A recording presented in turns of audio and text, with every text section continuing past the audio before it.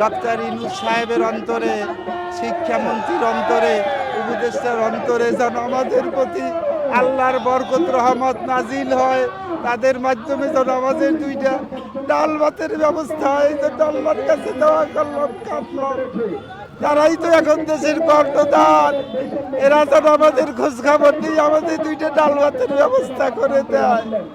এই কারণে আল্লাহর দরবারে ফরিয়াদ করলাম, তাদের অন্তরের ভিতরে যেন আমাদের মহাব্বত গালিব করে দেয়, পয়দা করে দেয়। তার বিনিময় এই আমরা দুইটা ডাল ভাত খেয়ে আমরা 5 ওয়াক্ত নামাজ পড়ে জিন্দেগি যতদিন আছে দোয়া করতে থাকবো যেন তাদেরকে কবর হাসর বিচার মঞ্জুরতে পার করে তাদেরকে যেন আল্লাহ বর্তমান গভর্নমেন্টের যত সেক্টর আছে তারা তো আমাদের জন্য করতেছে, তাদের কলম, তাদের কথা, তাদের চেষ্টায়। এই জন্য আল্লাহ পাক যেন তাদেরকে জান্নাতুল ফেরদৌস নসিব করে।